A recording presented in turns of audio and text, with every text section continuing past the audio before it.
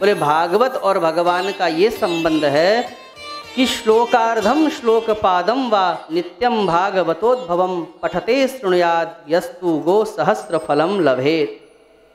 कोई प्रतिदिन अपने घर में नियम बना ले कि मैं एक भागवत का श्लोक पढ़ूंगा या पढ़ूंगी, तो उसका संबंध भगवान से जुड़ जाता है। एक श्लोक को सुनाने से भी कितना सस्ता सौदा है। माताओं ध्यान से सुनना, कितना सस्ता सौदा है। भगवान कहते हैं एक श्लोक यदि मुझे कोई नित्य सुना दे, उसका संबंध मेरे साथ हो जाता है। किसी ने कहा अगर एक श्लोक याद ना कर पाए तो संस्कृत पढ़ने से तो डर लगता है। तो वेदव्यास जी कहते हैं भगवान को साक्षी मानकर श्लोकार्धम, अगर आधा श्लोक पढ़ लो, रोज सुना दो, तो भी भगवान से संबंध हो जाता है।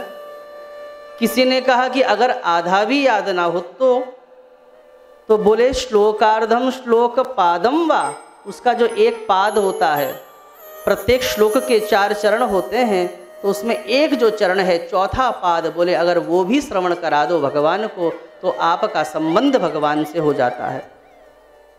उदाहरण से समझिए, जैसे कि एक सबसे छोटा श्लोक कि कृष्णाय वासुदेवाय हरये परमात्मने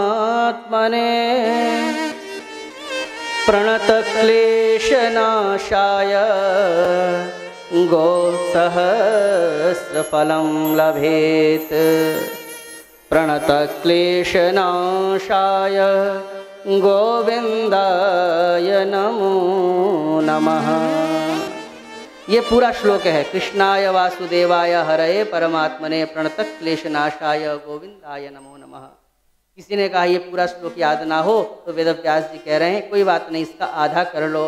प्रणतक्लेशनाशाय गोविंदाय नमो नमः, इतना कहने से भी भगवान से आपका जुड़ाव हो गया। किसी ने कहा इतना भी याद ना हो तो, क्योंकि हम कलयुगी लोग हैं, हम बड़े स्वार्थी होते हैं, हम कम में अधिक प्रॉफिट चाहते हैं, ये हमारा स्वभाव है। हम कम अच्छाई में अधिक प्रॉफिट चाहते हैं। तो वेदव्यास जी ने कहा कोई बात नहीं, श्लोकार्धम श्लोक पादम वा प्रणतक्लेशनाशाय गोविंदाय नमो नमः, ये तो हुआ आधा, बोले इसका भी आधा कर लो। इतना बोलने से भी प्रभु कृपा करेंगे, तो इस आधा कितना बचा? प्रणतक्लेशनाशाय गोविंदाय नमो नमः, ये आधा श्लोक है। अब इसका भी आधा कर दिया तो क्या बचा? गोविंदाय नमो नमः, गोविंदाय नमो नमः, गोविंदाय नमो नमः, गोविंदाय नमो नमः। केवल गोविंदाय नमो नमः भी आप बोलते हैं तो ये भी भागवत के 10वें स्कंद का जो श्लोक है उस एक श्लोक का चौथा अंश है। बस इतना बोलने से भी आप भगवान से जुड़ जाते हैं और भगवान आपके बड़े बड़े अमंगलों का नाश करते हैं, भगवान आपके बड़े बड़े संकटों का हरण कर लेते हैं। भगवान चोर हैं, भगवान श्री कृष्ण चोर हैं, ये 100% सत्य है, लेकिन भगवान श्री कृष्ण माखन चोर नहीं है। भगवान कृष्ण हम समस्त जीवात्माओं के पाप की गठरी को चुराने वाले चोर हैं। बस भगवान को हम कुछ निवेदन तो करें। हमारे पापों की गठरी को चुरा लेते हैं भगवान श्री कृष्ण।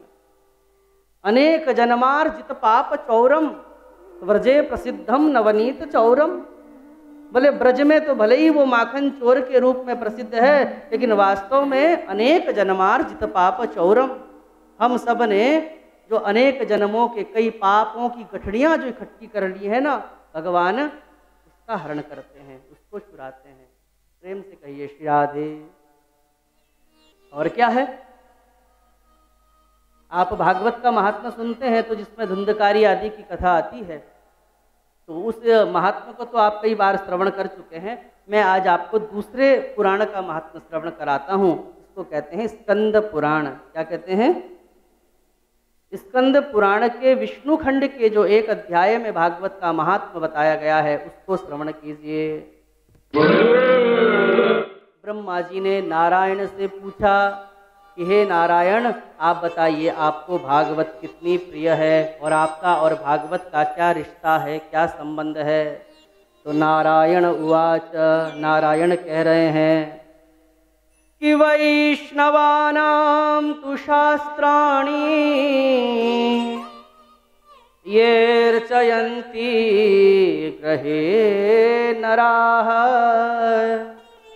सर्वपापविनिर्मुक्ता भवन्ति सुरवन्दिताः।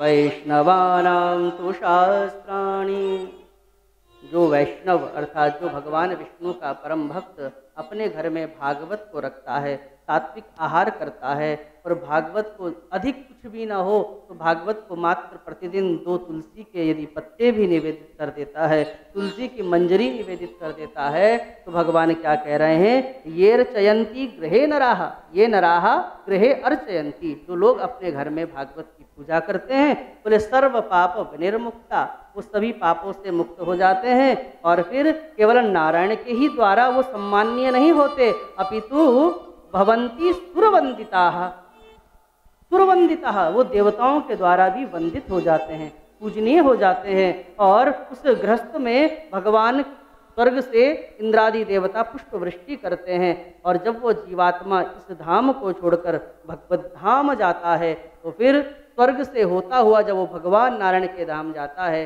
तो स्वर्ग में इंद्रादि देवता उसको प्रणाम करते हैं। ये भागवत का और भगवान का संबंध है।